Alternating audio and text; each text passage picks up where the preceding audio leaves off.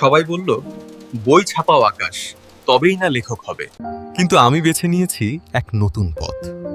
আমার ভাবনা, আমার শব্দ এখন সবার পকেটে, সরাসরি আমার হৃদয় থেকে আপনার স্ক্রিনে। আমি আমার লেখা প্রকাশ করেছি ওয়েবসাইট ও মোবাইল অ্যাপের মাধ্যমে। নেটফ্লিক্সের মতো তারা আমার অ্যাপের সাবস্ক্রিপশনও নিয়েছে। উপার্জন এবং লেখা প্রকাশ দুটোই হচ্ছে একসাথে। আপনিও যদি ডিজিটালি আপনার বই প্রকাশ করতে চান এবং নিজের একটি আইডেন্টিটি তৈরি করতে চান, তাহলে স্ক্রিনে দেওয়া নম্বরে ফোন করুন এক্ষুনি। রাঁচির রাজপথে ট্রাফিক আইন ভেঙে জরিমানার মুখে মহেন্দ্র সিং ধোনি। বাইক প্রেমী মাহিকি এবার গতির নেশায় নিয়মটাই ভুলে গেলেন।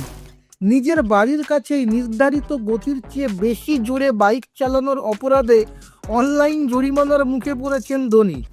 1000 টাকার জরিমানা করার পাশাপাশি তার বিরুদ্ধে উঠেছে জমি অপব্যবহারের গুরুতর অভিযোগ।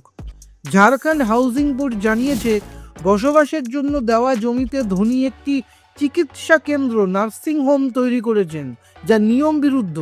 এই বিতর্কের মাঝেই অবশ্য ধোনি আইপিএল এর প্রস্তুতিতে নিজেকে ব্যস্ত রেখেছেন এবং চেন্নাই সুপার কিংসের হয়ে মাঠেও নেমে পড়েছেন। নিয়ম সবার জন্যই এক। ধোনির এই জরিমানা কি সাধারণ মানুষের জন্য একটা বড় বার্তা?